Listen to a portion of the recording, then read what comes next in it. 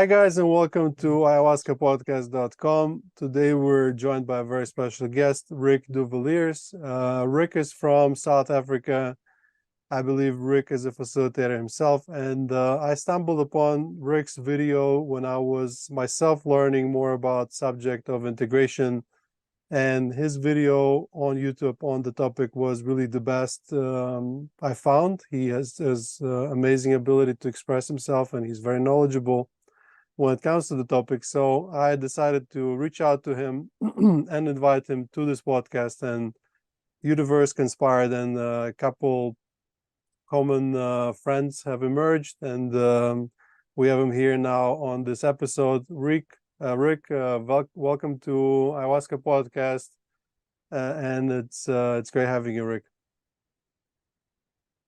Thank you so much. Yeah, it's great to be here. Rick, tell us a little bit about yourself before we jump into the topic. Sure. So, as far as my healing journey or medicine journey has gone, as I said, it's been about 4 years since I first met the medicine. I was at a very low point the lowest point in my life, and it was the point at which the gate opened for me to then move on to the next chapter. And so it was such a blessing that was what was needed to push me. And I worked with San Pedro for a while, and then finally I felt that ayahuasca was calling, and that was the step that I needed to take. My first retreat was completely life-changing. It just took me to who I was supposed to be. It was just nothing short of magical. And yeah, following that, I had this deep passion for the medicine and a curiosity for the medicine, and I was just so enchanted by this world and wanted to know more about it, and it just felt like home. And so I worked with the medicine as much as I could during that year. I had the person that I first sat with was a good mentor to me, and we sat together one-on-one a few times, and I never intended on holding space or serving the medicine. It was never part of my plan. I had no intention of doing that, no need to do that. And then the medicine gave me this kind of a mission, if you like. It was the ceremony that I had, that it showed me that, the potential of the medicine to heal the world not just from everybody drinking ayahuasca point of view, but really from a point of view of the ripple, the knock-on effect that has when one person heals, the impact that has on their family, their friends, their employees, and what the medicine said was that, there are a lot of very kind of spiritual seeking people who are looking for this medicine, but your average CEO and accountant and politician and that kind of thing, these people often look at the medicine with suspicion. It's something that's a little too far out there. They're not maybe ready to go camping in the jungle and that kind of thing. And so the medicine said to me, it needs to be legitimized in the way that sober, cynical people can look at it as a possibility for their healing. Something that's a real possibility. And it just said to me, look, if you're up for it, it's something that you could be good at. I've spent a lot of my life in kind of in the corporate world, working for corporate companies in my job. And it said to me, you could be a good translator, one foot in both worlds. And I started doing that with my mentor, and then it just didn't go very well. There were too many ideas in the pot, and it wasn't quite the mission that I had been given. So I realized the only way I could possibly manifest that was to go to the jungle and do my initiation and learn and, do the studying and everything. So I went off to Peru and spent 2 months there, and it was hell. And and then I got back, and then I sat and co-facilitated with my mentor for about a year. And then eventually started my own retreats and that, and then that's been about 2 years or so of doing those retreats. So that's basically my little journey. It's interesting. We have a lot of parallels in our stories, because I also first sat with the medicine about a bit more than 4 years ago. I also never planned to start a retreat. It just kind of happened to me. Also had a calling message in the jungle, and since then, basically synchronicity after synchronicity, here we are. And it's funny how you just, once you experience that yourself, and also I was in a very low when I got into that, and it's I think it kind of ties into integration, right? The way I think you talk about it in your videos, how medicine doesn't stop where the ceremony stops, and it's actually the medicine is all around us, all together. So let's let's talk a little bit about integration, right? So it's a difficult concept to explain. It's something I battle myself when retreats are happening, because there's always there's so many facets to it that you can always kind of take a little bit different of an angle of explaining it. But for you, what is integration? How do you explain it to people? Sure. So, I mean, the world that we live in now, and I think this is the first thing that I see as an important thing to be aware of with integration, is that the world that we live in now is so different from the natural world, in terms of when you are a vulnerable animal living in the forest where your next meal is served by faith and grace, as opposed to the world that we live in where we control everything around us. We control the electricity, the running water, we control everything around us. So there's so much about our lives which is constructed and contrived, and there's a sense of control, and everything's cause and effect, and all of that, and that breeds a lot of fear, because then what happens if you lose control?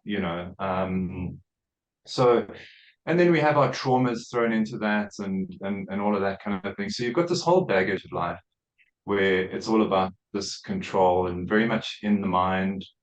And then you have this mystical, deeply spiritual experience. And what this medicine asks of you more than anything else is to have faith. If nothing else, it's to go with the flow, to believe in the journey, to let go, to surrender. And this is the greatest challenge for a lot of Western-minded people coming into the medicine, is learning to surrender. It's obviously the biggest obstacle for everyone in the medicine, and it is the gift that the medicine gives you, which is the most profound, is the ability to surrender into anything that life shows you. But obviously, old habits die hard, and there's so many triggers all around us to try and take control again, to try and, to fall into fear again. So I think by and large, the integration process is, on the one hand, a trust process. It's about trust and faith.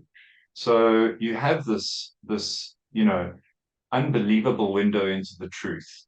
And then it just gets tested. Every day it goes out there and it gets tested. And the integration process is really about taking those obstacles in your mind, or the whole of your mind essentially, and trying to quieten that down enough that knowledge, that understanding, that instinct for the truth that you experienced so profoundly in your journey, can become a part of your life, can become the walk that you walk every single day of your life, and that you can just manifest that understanding, that clarity, that peace. I think that's the crux of the integration process, is that faith, that trust, that calm, that peace, that surrender. And yeah, I mean, just to go on about, a little bit about what I said in the video, is that, when people think about surrender, I mean, integration, the mistake with integration is, I think that, just like we tackle every other problem in our lives with our minds, our instinct is always to tackle the problem with our minds. People will often have an inclination to tackle integration also with their minds, right? So they also set out a journal or make a checklist, or, as I say in the video, they monitor themselves, and they say, well, I said I wouldn't drink alcohol, so I'm not going to drink alcohol. And they kind of really monitor themselves and make sure that they're integrating, and scold themselves potentially when they're not integrating properly, or if they repeat the same mistake again. And, there's a sense of needing to perform, and meet some kind of an expectation that you've set for yourself. And you know, forgiveness of self is one of the other things that I find in the medicine is such a challenging thing for a lot of people. You know, forgiving other people in the medicine is often easier because you see things through the context of the other person, and that allows you to forgive them. It gives you the perspective and the understanding, you know, and the compassion. But forgiving yourself is really difficult because it's hard to move forward. You know, you see something and you feel like you maybe don't deserve to move forward. So, you know, that forgiveness of self is such an important part of integration as well, because integration can never be perfect, right? You cannot integrate perfectly. You can't come out of an ayahuasca ceremony and then just live perfectly for the rest of your life. That is completely unrealistic. So integration is such a, you know, it's an art form. It's a slow, gentle process. It's not something to be rushed. It's not something to be crushed. It's not something to be good at. Not at all. You know, it's something to be quiet about, curious about, kind to yourself about. You know, being like a parent to your 4-year-old self and giving yourself a break and saying, you know, this is this is my intention is to change. You know, my intention is to manifest this new part of me that I've come back to. But it's not going to be overnight, and it's not going to be easy. I've got, you know, decades of baggage. And not to mention the other thing, which a lot of people struggle with integration, is the entire circumstance of your life. You've got all those relationships that you have to go back into. You've gone through a profound, you know, transformation. They haven't.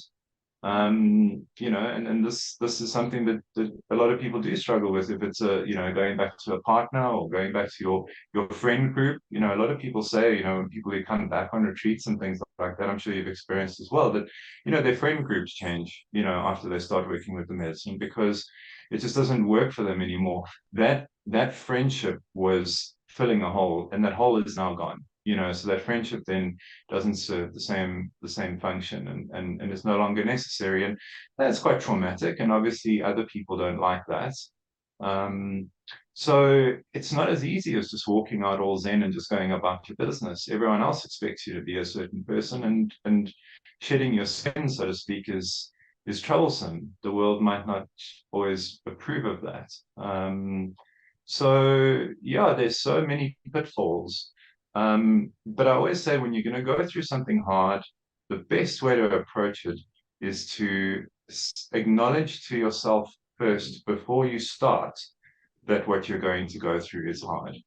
Because just that process of acknowledgement, you know, it's like you're just about to run a marathon or climb a mountain or whatever the case is. You know, when somebody embarks on running a marathon, they stand on the starting line, they know it's going to be tough. So when it is tough, it doesn't come as a surprise to them. It doesn't, you know, deflate them or anything like that.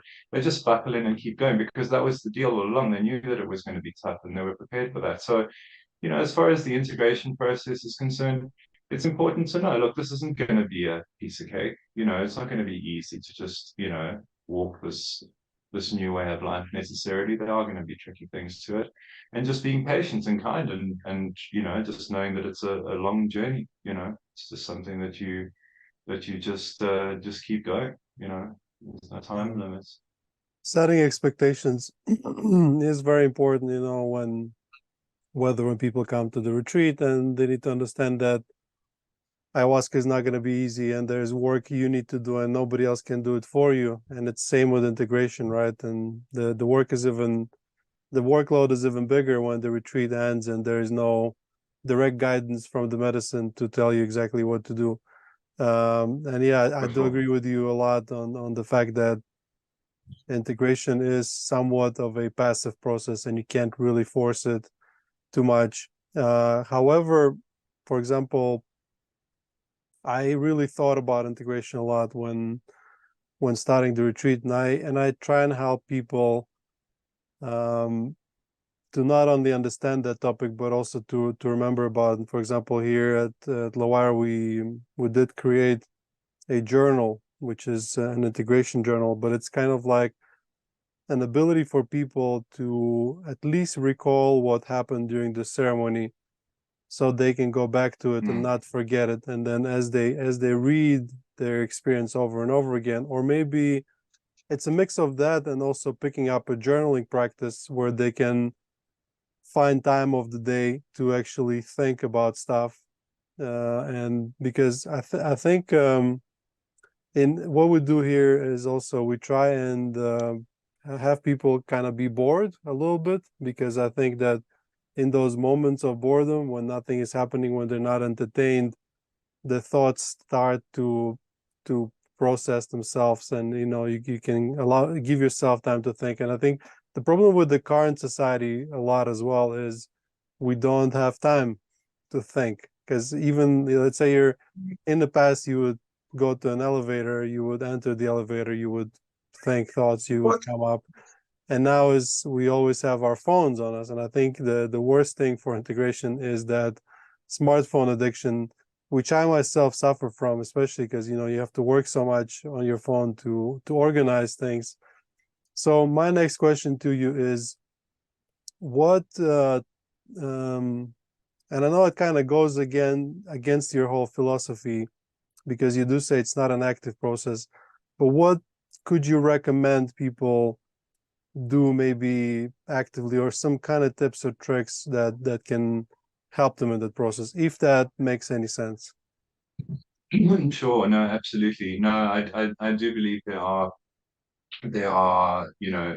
tools at your disposal, and I think that for me, just instinctively when you asked me that question, I haven't given it much thought now, but just instinctively when you asked that, where my mind went to was, what you just said about boredom, and forcing people into a bit of boredom when they're on a retreat.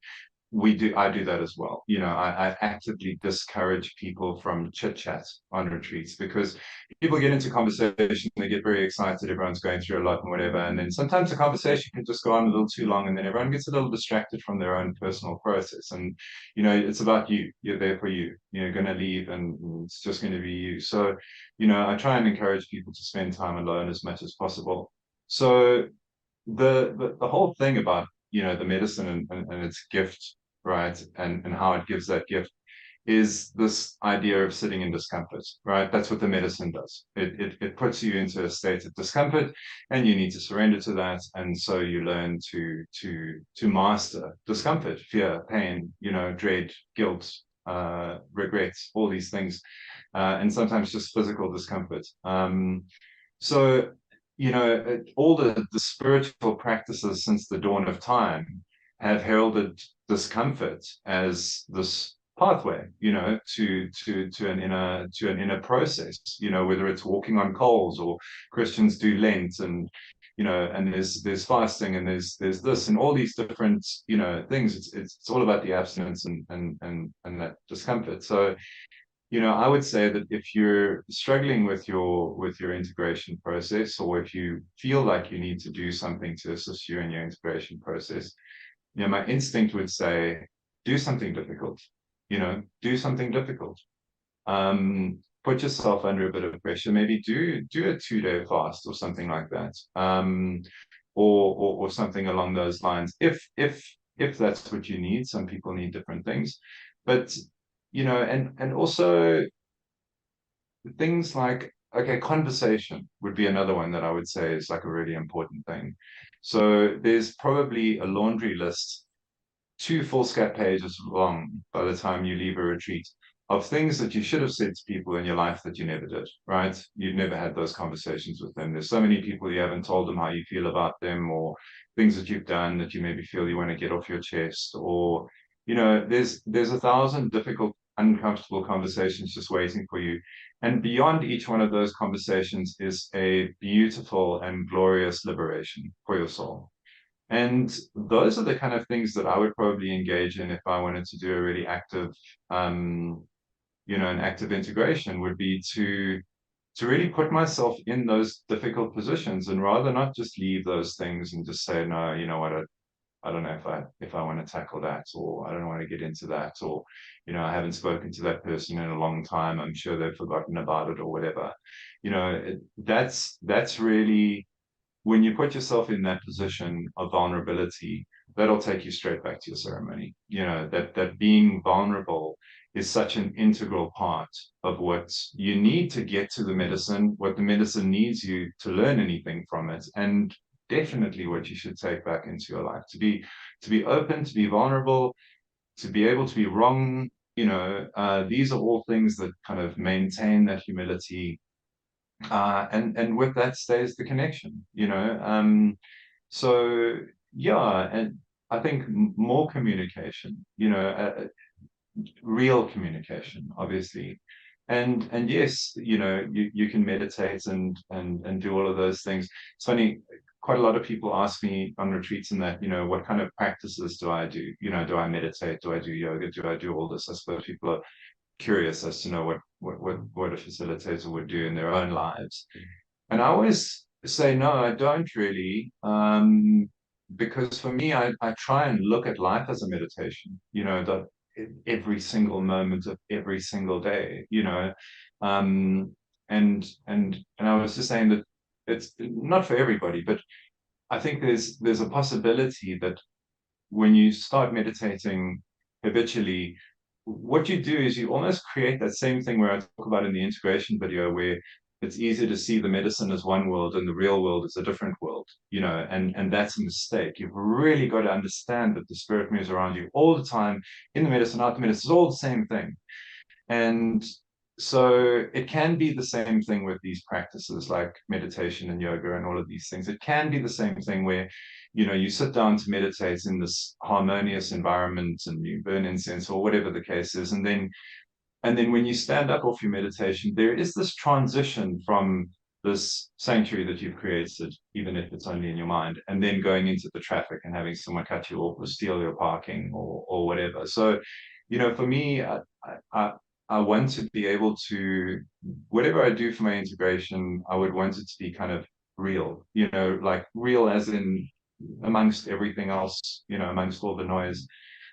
So what I often say to people who ask me that question is, I say, well, the kind of meditation I would like to do, and I haven't done it, but I would really love to do it one day, is actually just to go to a very busy mall and go and sit down on the floor in the middle of the mall and close my eyes and meditate there, with everyone walking past thinking I'm a complete lunatic, because that's the kind of thing I'm talking about, that intense discomfort and self-consciousness, the things that you would have to overcome within yourself to find peace while you're sitting there on the floor waiting for security to come and get you, that would teach you so much. It would take you back to that journey, being in that discomfort, having to surrender, having to, overcome all the fear, and making the peace inside yourself, not having the peace around you already, it's just making the peace for yourself. So yeah, if I was to talk about active integration, it would be things like that. It would be things where you're exercising those muscles, you're exercising those surrender muscles, if you like, kind of putting a bit of pressure on that. This is all true that you're saying. It's just extremely difficult. It's kind of like expertise level kind of meditation, right? And this image Sure. that you said about you sitting in the mall and meditating, it reminded me there's this Japanese, I believe, practice where there's a monk and he quietly walks through a busy street, and as he takes a step, he rings the bell. That kind of stuff, like where meditation is pretty much your entire life is meditation. So it's interesting that you mentioned that you tell people at the retreat not to chit chat. I do something similar, but what we do, instead of sort of saying don't communicate, I do believe in talking as a form of integration. However, it has to be deep conversation. So what I ask people to do is take off the masks and accept that this is a safe space where deep conversation is allowed. And if somebody asks you, how are you in the morning, instead of saying, okay, you say stuff like, I had a nightmare and it brought this memory about childhood trauma, and just go full into it. So what do you think about that approach? And what do you think about talking as a form of integration, specifically one-on-one, or maybe in a setting of a word circle or a sharing circle? Yeah. Oh, absolutely. I mean, one of my journeys was actually one of the videos on the channel. One of the journeys I had was about how are you? The phrase "how are you?" So it was funny that you mentioned that. Now it's literally how it came to me in the journey. The Just so you medicine know, showed me. I haven't seen that video. I've only seen, Okay, I think, two of your videos. So, but I think we agree on a okay. lot of stuff. No, for sure. And it showed me that when we greet people at the doors of our house, so you got friends coming over, family coming over, whatever, you open the door and right there, standing in the doorway, you say, "How are you?" And they say, "Hey, I'm good. How are you?" And you say, "I'm good." And that's it, right? That's it. That's the end of the conversation. That's the end of the "how are you" conversation. And then you sit down and you talk about the kids and you talk about the weather, and you talk about COVID and you talk about all these other things, right? And the medicine said to me, "This is I've got to stop doing that." And it was kind of, it had a sense of humor to it, but it said to me, "How are you?" Mustn't be said at the door. You wait until you sit down, then you ask, "How are you?" And it should take up 75% of the afternoon is each person's opportunity to speak about how they are. It should be the most important part of that getting together, not the curse that just gets dismissed at the door. And it's very much the practice around sharing circles and things like that, which we practice in this medicine. And I think a lot of people don't have the confidence to try and encourage that within there. It's again this resistance from peer circles and friends and family and stuff like that. It's very difficult to encourage people into that practice if you're the only one who wants to do it. But this is where I find people who in recovery are actually so lucky, addicts, because they go through the very similar process where they do a lot of group work and a lot of sharing and a lot of that. It's such a fundamental part of human connection, is that real sharing, that honesty. Everyone everyone wonders why they feel alone and cut off in the world. The reason that you're alone and cut off is because you're hiding. It's totally your responsibility. It's no one else's fault. It's because we don't feel safe to share. We don't feel like if you tell someone what you really feel or what you're going through, that they might not judge you or whatever. There's always that concern that they might look at you differently. And you don't want to mess with that. So yeah, 100%. I agree with you 100%, where those conversations need to just change their depth, change the level of vulnerability. And I love that.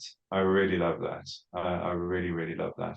Yeah, it's only the distracting conversations. On a retreat, it doesn't matter how well you screen people, there's always one or two people who get there and then they aren't that keen to do the hard work. And then sometimes they can be a distraction to others because they're looking just to, you know, talk nonsense. Um, so Yeah, that's why I always just say to people, if you get this is into a true. circle like that, move away. Don't get caught up into that, because it's just going to take you out of your process. Not everyone, and when you have screening conversations with people, I always try and place as much emphasis as I can. I say, look, this is really, really tough. Hardest thing you're ever going to go through. You think it's what's hard is, this is really hard. Be prepared. And everyone always says, "I know, it's good. I'm ready. I'm ready. I'm ready." Until they get there, and then it's like, whoops, I don't want to look at that. And then then they get into the mindset of just trying to distract themselves with lightheartedness and that kind of thing, and that can really bring the container down. So This I always really caution. really rings a bell for me, because this is a daily life of a facilitator. You talk to people and you put your soul into the explaining and try to use the best analogies you can come up with, and then and then they still don't understand you. Or if, let's say, I tell people, sometimes maybe half of you are not going to connect completely and have the big breakthrough in the first ceremony, and then they just assume that it's the other half, it's not them. Or I had literally 10 days ago at the retreat, I had the guy, and he listened to everything that I've been talking to in preparation, and then when it really hit him and he went through a really tough process and wanted to give up, and we started talking, I managed to convince him to stay and keep drinking, and he had this beautiful, amazing transformational experience. He said, "Well, but it was really painful." But I said, "Well, I warned you that it's going to be this way." And he said, "Well, but it was just words." But when he felt it, he was like, "Okay, it's not just words." So everything facilitator says to you probably is for a reason. Like there's not much time to talk about, filler words and stuff like that. It is really, yeah. How do you? I know it's not on the topic of integration, but it's a topic that fascinates me. You communicate pretty well. How do you find it, the communication with the patients at the retreat? On the retreat itself? Yeah, or just generally. Yeah, I'm quite ruthless. I find that I I push people quite hard. I can be quite strict, and I'm available to everybody all the time. I love what I've learned. I love speaking. I love speaking about the medicine. I love sharing the medicine. But in terms of how I kind of deal with each person, I will always push exactly whichever button I feel needs to be pushed, and I'll push it hard. I try not to let anyone get away with anything less than their best on a retreat, and if that means triggering their ego or upsetting them or whatever. I had this saying that if something I say pushes you further away from me but closer to God, mission accomplished. So Yeah. it's just a matter of pushing those buttons, and sometimes people get upset with me and whatever until the last ceremony, and then they come back crying, and it's like, oh, wow, thank you, and it's just about just pushing, pushing, and it's something that, our world around us now, the way that, you know, our modern medicine and our entire approach to life is all about trying to feel better, right? So not necessarily get better, but just feel better. So we're always pacifying ourselves and feeding ourselves, just with stimulus and trying to feel better. And the whole pharmaceutical system is, if you have a headache, you take a tablet. It's all about feeling better. If you can't sleep, take a sleeping tablet. It's all about feeling better. So it's so difficult because all of kind of people's understanding of what human empathy is actually sympathy, which I don't believe in at all. It's this kind of, you know, rescuing, this notion of rescuing. And when people are having a tough time, and that there is that kind of instinct in them to say, like, I need help, I need to be rescued. But if anybody helps that person or rescues them, they will never have the truly overwhelmingly beautiful experience of helping themselves, So whenever someone's struggling like that, I just say to them, you've got this, get out of the back seat of the car, get into the front seat, take the wheel and drive the car, and then Hmm. leave it at that. Because that's how it goes.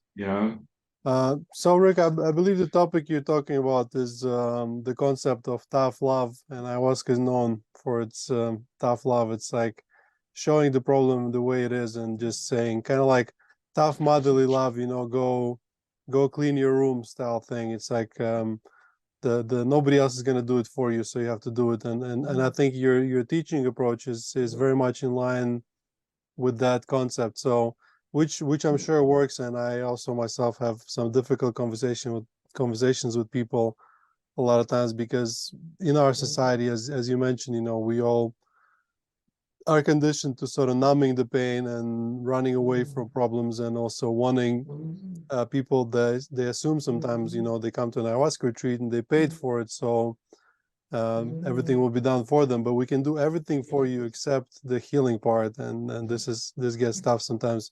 You mentioned about people also trying to separate, say, meditation from their everyday life. So I believe, if I'm not mistaken, the word separation is literally the opposite of the word integration, right? So um, uh, how do you yourself, you talk a little bit about that, but what do you see mindfulness, where do you see it in the part of the integration process? And do you have anything you can recommend to people, maybe some specific tips or tricks, So those tricks go, yeah, it's something that I actually speak to my wife quite a lot about, just as we navigate life together, and and it's something that often comes up, is when you're faced with a situation in life, there's always the mental interpretation and the spiritual interpretation, um, and if you get a flat tire, or if you run out of electricity, or if you crash your car, or anything happens, there's if you crash your car, it's very easy and very common to say, well, I shouldn't have been driving on the wrong side of the road, or I shouldn't have done this, or I shouldn't have, turned so soon, or I shouldn't have been in a rush to get there, or whatever the case is. And this is our habit of always looking for cause and effect, and it stems from that control I was talking about earlier, where our entire society is structured around control and the illusion of control, that we can control everything, that we can avert any kind of disaster in our lives. If we plan everything perfectly, then nothing will go wrong. And so for me, the mindful practice is really about trying to look more for the spiritual explanation in the challenges that we face, in our daily lives. And each time something happens, also something that came to me in a journey once is that, when something goes wrong, you're walking down the road and you stumble and you drop your coffee, your brand new Starbucks coffee just goes spilling on the floor. There is a microsecond, a split second, as that coffee hits the floor and you realize what's happened, where you get to label that experience as being bad or good. It's a split second, and we're not even aware of it, because we just assume it's bad. Oh, well, something's gone wrong, and now I'm really cross because I don't have coffee anymore. But it was just, the medicine showed me that how once you label something as bad, as soon as you say that this is a problem that shouldn't have happened, this could have been avoided, should have been avoided, and definitely must never happen to me ever again. Whatever I need to do to avoid this ever happening again is what I need to change in my life. That's a very mental approach, a very mental control oriented approach. But if you take that moment and allow the possibility that dropping that coffee brings you a gift, and it's all about time frame. It's not going to bring you a gift in this very moment, but it's all about time frame, and just allowing yourself to experience the journey. Just give it a chance, give it a chance, see what happens. You never know. And so I think that, as far as a mindful practice is concerned, I have a young child who's 6, and what I always say to him is wait and see. Just wait and see. Don't be so quick to judge what just happened as being a problem, or being wrong, or being something that you don't want. You don't know that. You have no idea. So many people, obviously, I think everyone in life has this experience where you have a terrible boss or something like that, and you hate the way they treat you, and this kind of torment goes on for a long time, and eventually you've had enough and you leave the job, and you end up doing what you were meant to do your whole life, and then you don't think back and think, that was an angel. That person was an angel that was pushing me to where I was supposed to be going. But in that moment, we're so convinced that this is a negative thing in our lives, that this person shouldn't be treating us this way, that we don't realize that we can be so rigid that we don't move with a hint. Spirit will say to us, you shouldn't be here, be there. And we don't listen because, again, the control thing. We don't want to lose our job. We don't want to be vulnerable. We don't want to do this, we don't want to do that. So we don't listen, and then we don't move. And then, but, the universe knows what's best for us. So then it pushes a little harder, and it gives us an impossible manager, and it throws all these insufferable things in our way to ultimately kick us out the door to where we're supposed to be. So for me, that process of mindfulness is really about wait and see. Don't label everything that happens to you straight away. Just wait and see. You'd be surprised at how often it just turns out exactly the way it's supposed to. Yeah, this is a very wise advice, and sort of looking for silver lining in things, or being patient. Definitely happened to me myself. I had some what at first seemed negative events led me into very positive ones, and I'm sure it's not the end, and more will come. So it's just remembering that. In your video on integration, you also mentioned that indigenous people don't seem to have an officially defined integration process. Why do you think that is? Well, like I say in the video, you know, our process of integration, and also what I said at the beginning of the video, is that our process of integration is actually an unlearning process. You know, it's not a learning process. And that's where I think I mean the difference between active and passive, is that people often approach integration, they think they have to learn something new. It's not learning something new, it's letting go of something that doesn't belong there. You know, it's a letting go process. It's not a I'm gonna change, I'm gonna get fit, I'm gonna stop drinking alcohol. It's rather just letting go of the part of you that wants that. You know, letting go of the feeling that you need that in your life, or the feeling that you can't do without this thing or that thing, or this structure in your life. So, you know, for the indigenous people, again, like I was saying about, you know, an animal that lives in the jungle, any part of nature, as I say, lives by faith and grace, because they don't know when their next meal is coming. You know, everything is, they're at the mercy of the beauty of nature, you know. And so the integration process for them, those habits haven't really formed the way that they have for us, you know, because they live closely to nature, because they're working with the medicine all the time, and from a young age, you know. So a lot of these coping mechanisms that we use to get through the traumas of our life, you know, Dr. Gabor Mate is such a great guy to listen to, and how he talks about trauma and all of that, you know. And his thing is that, you know, a lot of your coping mechanisms were there. Sorry, one second.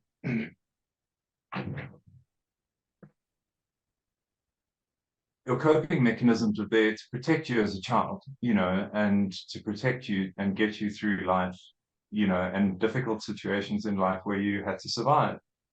And that can be being bullied at school, being made fun of. It can be anything. Trauma doesn't have to be something huge and significant and, you know, abuse or something like that. Trauma is anything that makes you look at yourself with anything except love, you know. So, you know, so that's where our coping mechanisms come from. And then we build a whole castle on top of that. You know, we make a whole life out of those coping mechanisms. So the integration process is really about letting go of that. And I think that they haven't put as much of that into their lives as we have. And it's actually quite sad to see, as the modern world penetrates the jungle, how, you know, these people who used to be living completely within nature are now all on social media, you know, and, you know, going into town all the time and stuff like that. And there's kind of a sadness experiencing that, because you know you know where that goes, you know. So it almost feels like there's a time limit in that, and that knowledge will be that perfect integration with nature will almost be lost to humanity, you know. There's so few untouched civilizations now left. And I think this is a very important part of, you know, kind of where you and I sit, is trying to keep this alive, at all costs, you know, and studying it, and respecting and honoring it, and, you know, and trying to carry it forward, you know. So yeah, so I think the integration process is really just a consequence of our modern mind, really, our civilized mind, if you want to call it that. Yeah, It's unwinding that. there's this big movement of, you know, capitalism and sort of modern day living coming into the indigenous people's lives, and there's also an opposite direction, the ayahuasca coming into the Western world. So the question is, what wins? Sure. What happens first? And then Yeah. maybe by the time the Western way completely takes over, it might not be that bad already. You know, that's my hope, and I'm sure it's yours as well. As like any person Absolutely. that's optimist and is hoping for more people as possible having ayahuasca experience, hopes for this other version of reality where we are better off as a society. And yeah, I think another thing that indigenous people have, and generally South Americans to a larger extent, is they still have the families and their communities. They're still big, and the sharing is still there. They really have that mechanism that I believe we have lost in the Western world. So even if looking at once again at talking as a part of the integration process, I think they still have those deep conversations. At least, my wife, she's Colombian, and of course she's partially indigenous, like all like all South Americans, and you can see it in her. But she's not. She didn't grow up in the jungle. She grew up in the countryside, and she's educated and is largely a part of the Western world. However, when she spoke to her family members or her friends on a daily basis, the way they share is much deeper than you would observe in a conversation in my country or in between two North Americans. So I think if we go back to building communities and like allowing that form of kind of like we would naturally, I would assume, with a bonfire in the middle and group of friends sitting around and people and community members and just sharing about how their day went. I think this is also a beautiful sort of way to integrate. And you mentioned Gabor Mate. I really love Gabor Mate. I partially, when creating this podcast, I kind of had this unrealistic dream to maybe interview him one day, and you never know. Oh, that'd be great.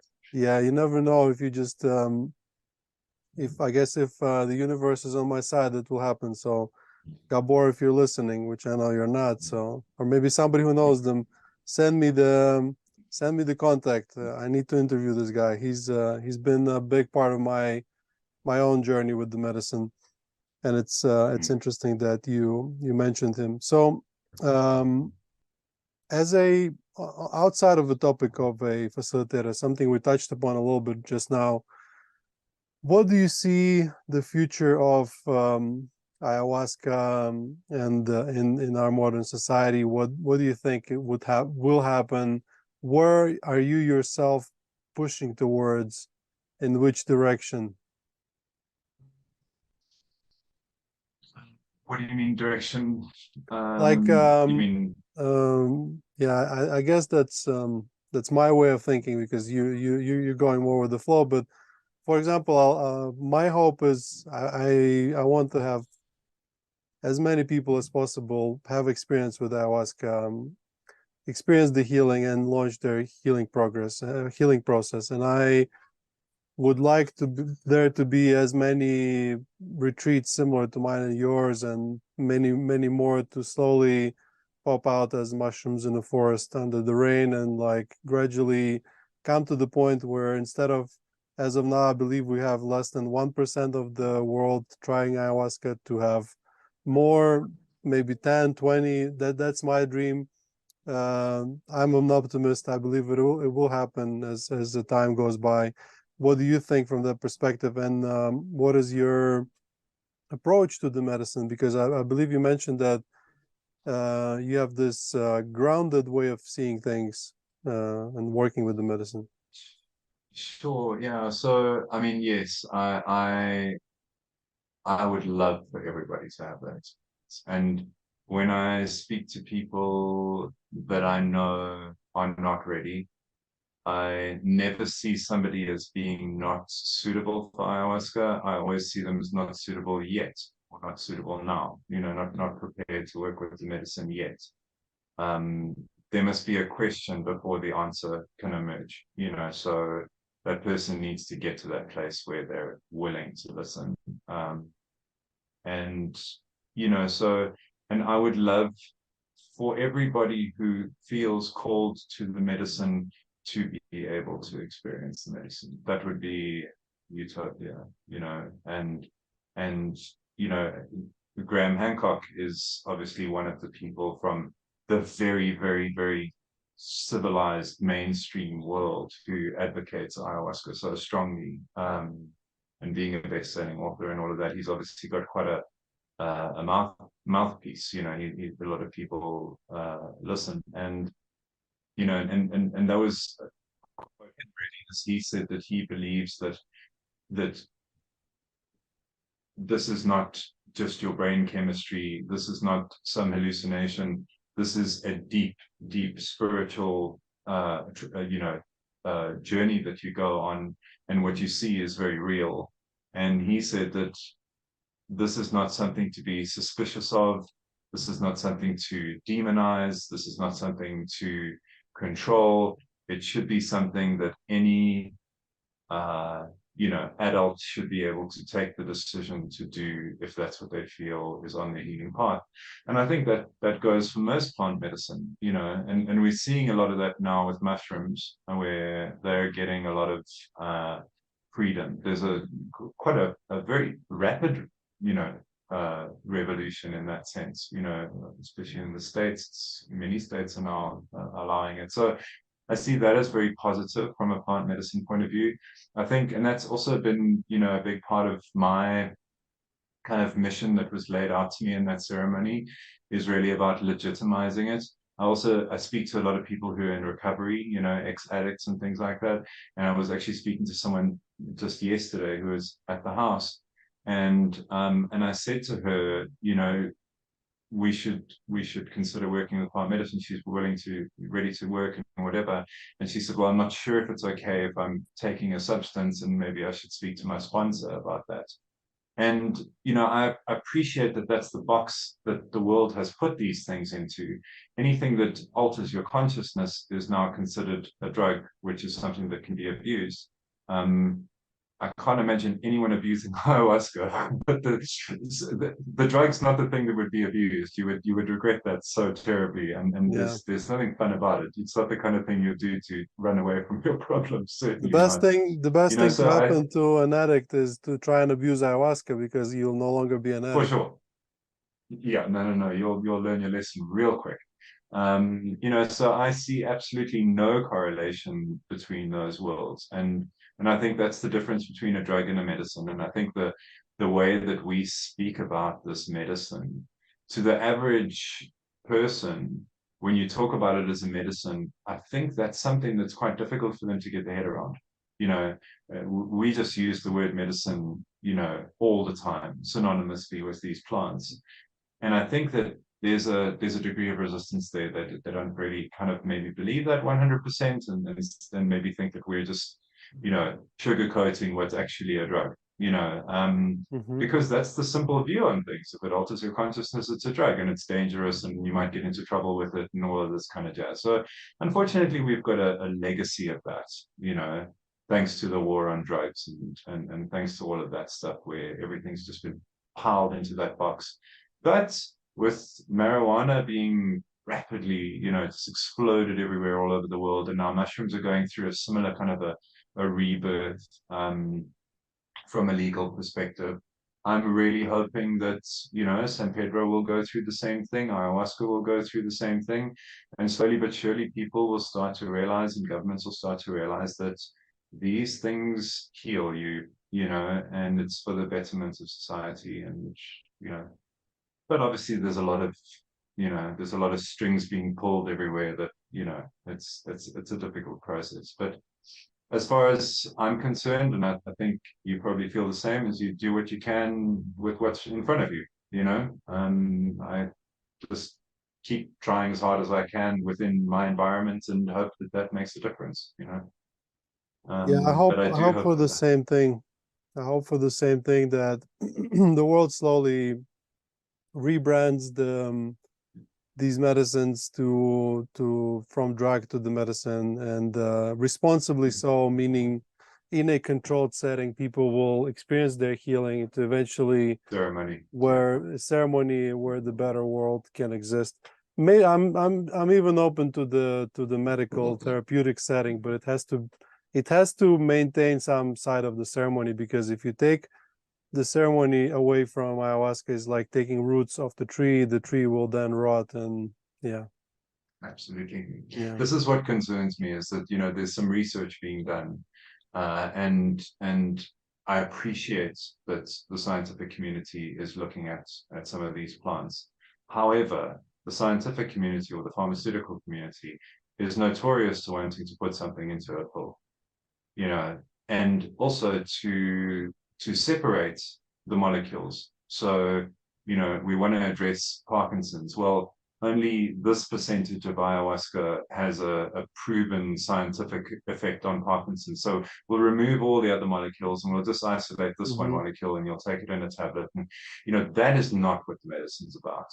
So if I'm not keen on that type of legitimacy where it's used as a product. Yeah. But the kind of legitimacy where they appreciate the ceremonial context and realize that in the context of that, it must be done that way. It's a sacrilege. Yeah, I do agree. Let's keep things traditional and ceremonial. Rick, we are running out of time. Unfortunately, I have a feeling we could talk about this subject for hours and maybe other more, and probably we should do it again. So guys, if you like this episode and you're watching it on YouTube, do leave a comment and ask for another one. And if you leave enough comments, then maybe Rick will agree for another episode. I'm just kidding. Rick, thank you for your work, for the work you're doing, and for this episode. I think some people find it very productive. Rick, where can people find you and more about you? Well, my YouTube channel is called In Ceremony, and my contact details are on there, so you can contact me that way. I share on there some information, like my integration video. I have a preparation video as well, which I send to all my participants, and that's quite popular. And then also basically all the journeys I've had, I try and share the nuggets of truth that came from these things, and how that's helped change my life and whatever. So yeah, I think that's a good place to start. Check that out, see if you like it. And then anyone is welcome to contact me. I'm very engaged on my YouTube channel. If you ask me a question in the comments, I'll answer completely and fully, and I'm always happy to speak to people one-on-one, so no worries, I'm very available. Yeah, guys, I recommend you check Rick's videos. He's really good at explaining some pretty difficult things. So Rick, once again, thank you so much for coming, and